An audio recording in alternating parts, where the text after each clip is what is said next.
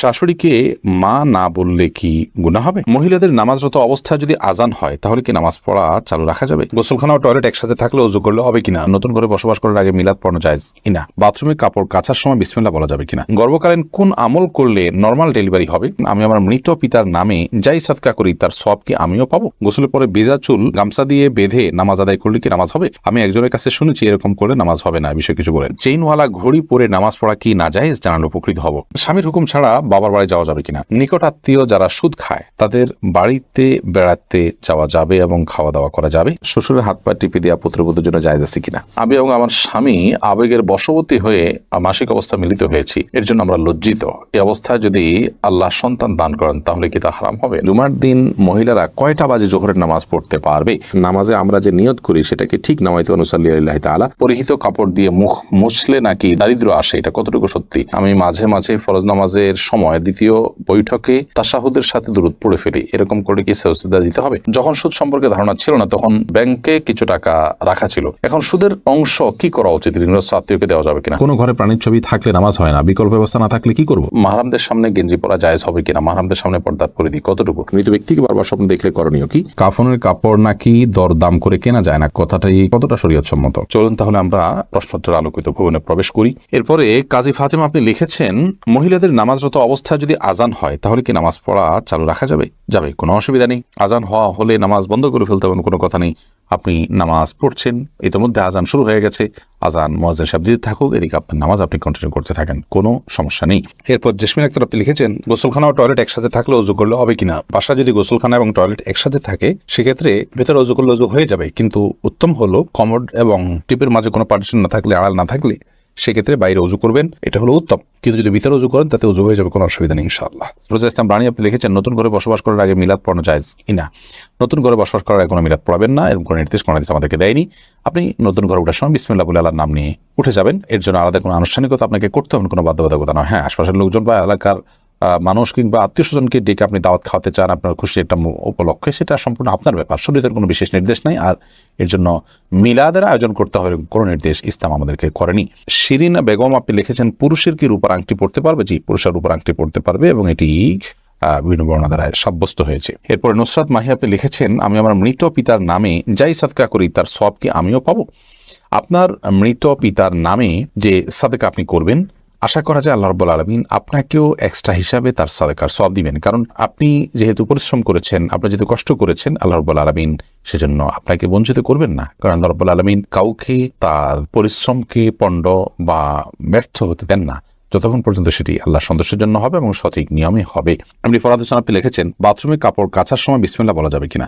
বাথরুমে কাপড় কাচার সময় বিসমিল্লাহ বলবেন, বিশেষ করে যখন কমোডের সাথে আপনার ওই জায়গার পার্টিশন থাকবে।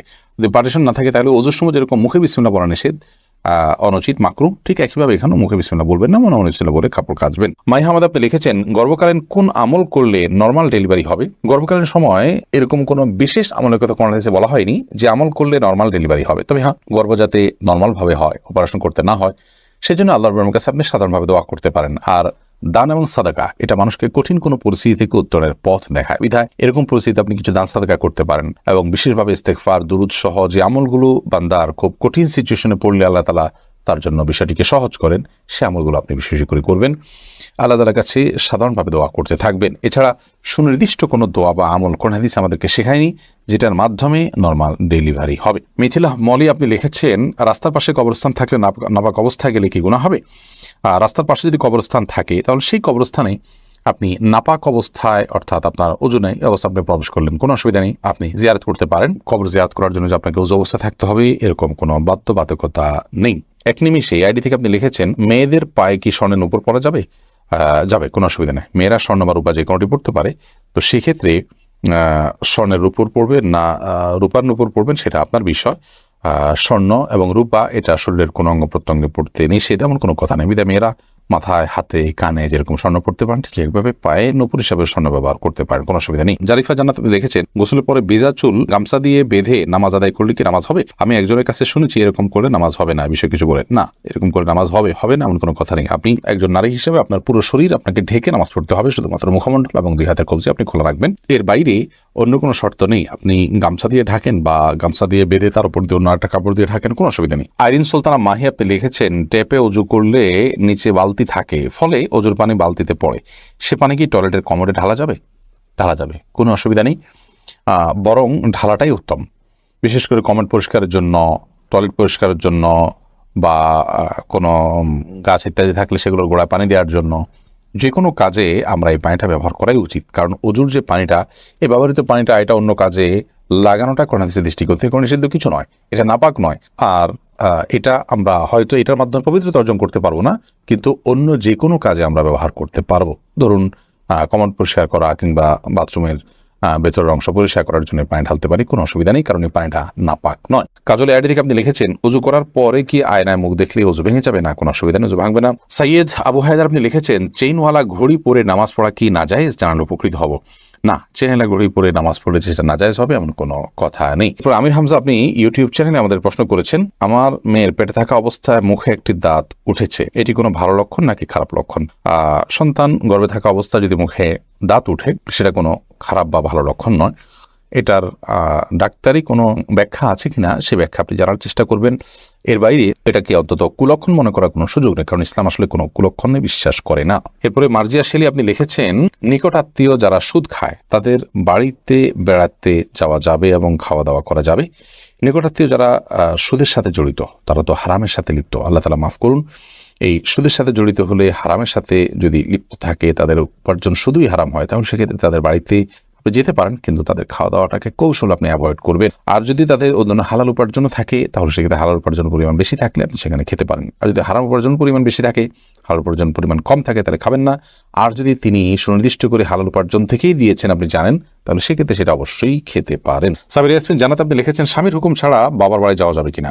আপনি যেহেতু স্বামীর সংসারে থাকেন, অতএব তার সুবিধা অসুবিধা, তার প্রয়োজন ইত্যাদি বিষয় থাকতে পারে, সেই কারণে তাকে আপনি বলে যাবেন। কিন্তু স্বামী আপনাকে আপনার বাবার বাড়ি যাওয়া থেকে বঞ্চিত করে রাখবেন, যেতে দিবেন না, আটকে রাখবেন এবং তার খেয়াল খুশি মতো সে আপনাকে আপনার বাবা মার সাথে সাক্ষাৎ করা থেকে বিরত রাখবেন, সে অধিকার কিন্তু তার নাই। সেটা যদি তিনি করেন তাহলে তিনি অন্যায় করছেন। তবে হ্যাঁ, অবশ্যই আপনি চেইন অফ কমান্ড, একটি ফ্যামিলির পারস্পরিক যে বোঝাপড়া সেটা যেন ভালো তার জন্য আপনি বলে যাবেন, এবং এই বলে যাওয়ার মধ্যে ভদ্রতা, এই বলে যাওয়ার মধ্যে নিজেদের বোঝাপড়া যে আছে সেটির প্রমাণ হয়। বিধায় এটাকে দোষণীয় মনে করা যে আমি তাহলে কি বন্দী হয়ে গেলাম, এরকমটি মনে করার কোনো কারণ নেই। শরীফ শাহরি আপনি লিখেছেন অজু ছাড়া কি জিকির করা যাবে? যাবে, জিকির করার জন্য অজু করা শর্ত নয়। এমডি আবুল কালাম আপনি লিখেছেন মহর পরিশোধের আগে স্ত্রী যদি মারা যায় তখন স্বামী কিভাবে মহর পরিশোধ করবে? তার পক্ষ থেকে দান সদকা করে দিবেন, কিন্তু উচিত হলো জীবদ্দশাতেই মহর পরিশোধ করা। আয়েশা সিদ্দিকা আপনি ইসলাম প্রশ্নের পেজে প্রশ্ন করেছেন মহিলাদের জন্য সব জায়গায় নামাজের ব্যবস্থা থাকে না, অনেক সময় এই কারণে নামাজ কাজা হয়ে যায়, এই জন্য কি বাড়ি থেকে বের হওয়ার আগে অগ্রিম নামাজ পড়ে বের হতে পারবো? না,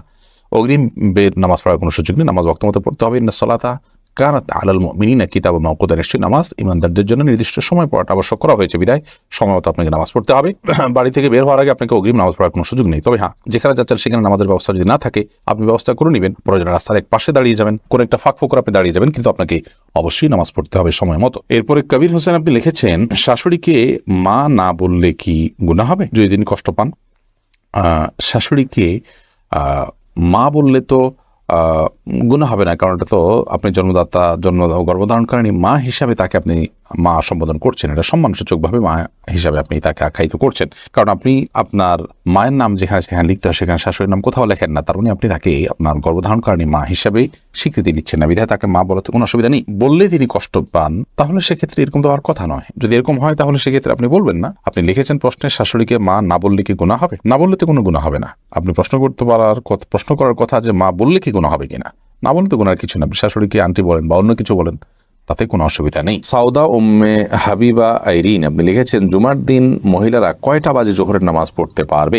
জোহরের ওয়াক্ত হওয়ার পরেই পড়তে পারবে, মসজিদে জুমার নামাজের জামাত হওয়ার পরেই পড়তে হবে এমনটি অনেকে মনে করেন, অথচ এমনটি কোনো আবশ্যক নয়। আপনি চাইলে জুমার নামাজের আগেও, অর্থাৎ ওয়াক্ত হয়ে গেছে জোহরের 12টা 1 মিনিটে, আজকে জোহর ওয়াক্ত হয়ে গেছে, এরপর থেকে আপনি বাসায় জোহর পড়তে পারেন। নুসরাত ইমরোজ আপনি লিখেছেন পুরাতন বই খাতা কেজি ধরে স্বল্প মূল্যে বিক্রি করা যায় আছে কিনা? জায়েজ আছে, যদি বিশেষ করে সেখানে কোরআন আয়াত না থাকে এবং সেটা অবমাননার আশঙ্কা না থাকে। এরপরে নুসরাত জাহান লিখেছেন নামাজে আমরা যে নিয়ত করি সেটাকে ঠিক নামাইতে অনুসাল্লি আল্লাহ তাআলা। নিয়ত হলো নিয়ত মানে ইচ্ছা করা, আমরা যে জন্য দাঁড়িয়েছি, কোন নামাজ জন্য দাঁড়িয়েছি, ফরজ না সুন্নাত, যোহর না আসর, এটা আমার মাথায় আছে। এই যে ইন্টেনশনটা আছে, এটা ইন্টেনশনটাই নিয়ত, ইচ্ছাটাই নিয়ত। মুখে নামায়তুন পড়ার কথা কোনো হাদিসে নির্দেশ দেওয়া হয়নি। ইবাদত নবী করিম সাল্লাল্লাহু আলাইহি ওয়াসাল্লাম যেভাবে করেছেন আমরা সেভাবে করবো। তিনি বা তার সাহাবীরা কেউ নামায়তুন তো মুখে বলেননি, আমরা সেটাকে বলাটা কেন আবশ্যক মনে করবো? আমরা জাস্ট আমাদের স্মৃতিতে যেটা আছে ওইটার দিকে খেয়াল করবো, আমরা ইবাদত শুরু করবো, নামাজ শুরু করবো। সাদিয়া বিনতু শিহাব ইয়াডি থেকে আপনি লিখেছেন, পরিহিত কাপড় দিয়ে মুখ মুছলে নাকি দারিদ্র আসে, এটা কতটুকু সত্যি?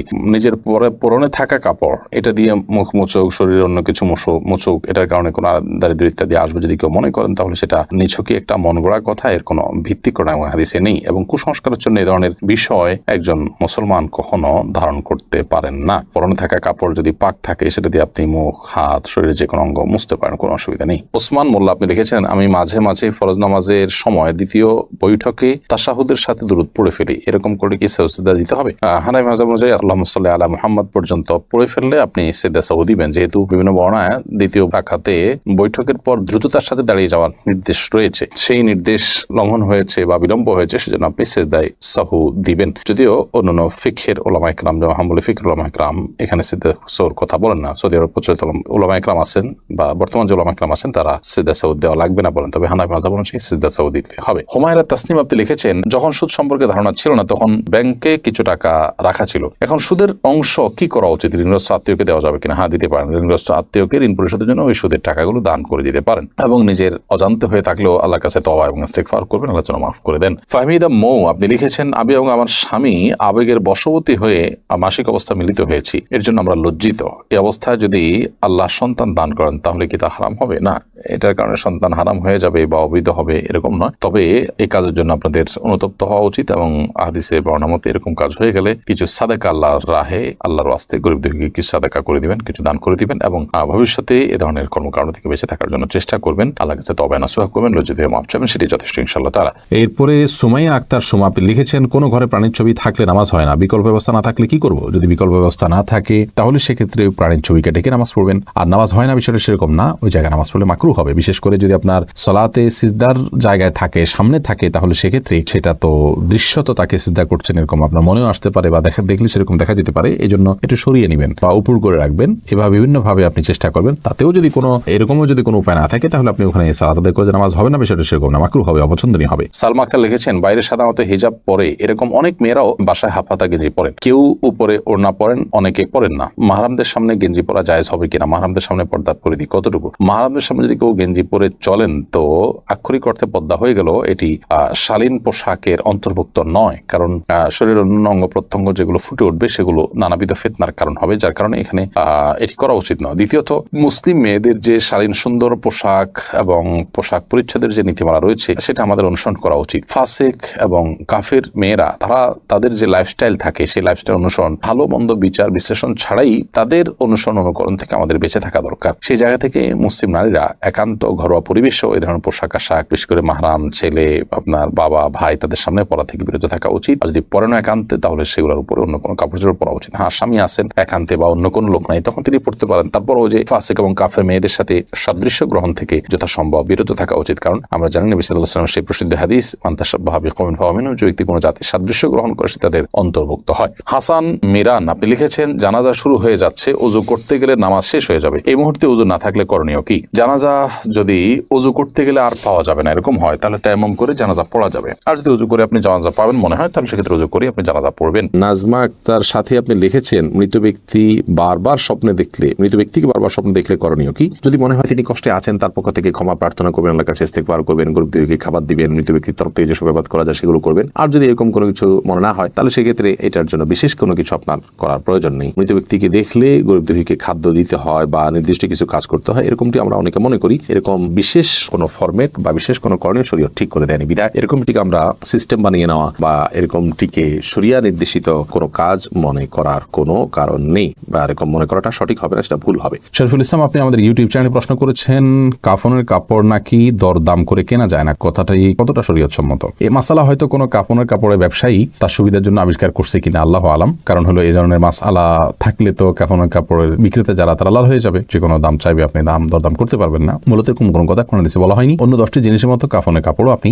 দরদাম করে কিনতে পারবেন, কোনো অসুবিধা নেই। আলী হাসান লিখেছেন, আমি 5 ওয়াক্ত নামাজ পড়ার চেষ্টা করি, কিন্তু মাঝে মধ্যে নামাজের মধ্যে আমার মনোযোগ থাকে না। কি করলে পুরোপুরি মনোযোগ থাকবে দয়া করে জানাবেন। ভাইয়ারি হাসান, নামাজে মনোযোগ সৃষ্টি করবার জন্য প্রথমত নামাজ আমরা যা বলছি সেগুলোকে বোঝার চেষ্টা করব, অর্থগুলো জানার চেষ্টা করব, সূরা কারাতগুলো, দোয়াগুলোর, এটা আমাদের মনোযোগ সৃষ্টিতে সাহায্য করবে ইনশাআল্লাহ। এর পাশাপাশি নামাজে আমাদের যে সূরা কারাতগুলো পড়ে থাকি আমরা সেগুলো অর্থ সহকারে বুঝে পাশাপাশি ধীরে ধীরে পড়বো এবং রুকু, সিজদা, উঠা বসা যত সময় নিয়ে যত ধীরে ধীরে আপনি করবেন তত বেশি ইনশাআল্লাহ বিদিন আপনার সালাতে মনোযোগিতা সৃষ্টি হবে ইনশাআল্লাহ তাআলা। সালাতে মনোযোগ সৃষ্টি হওয়ার জন্য আর অনেকগুলো উপায় আছে। একটি আর্টিকেল আমাদের অনলাইনে এখনো আছে, নামাজে মনোযোগ সৃষ্টির 33টি উপায়।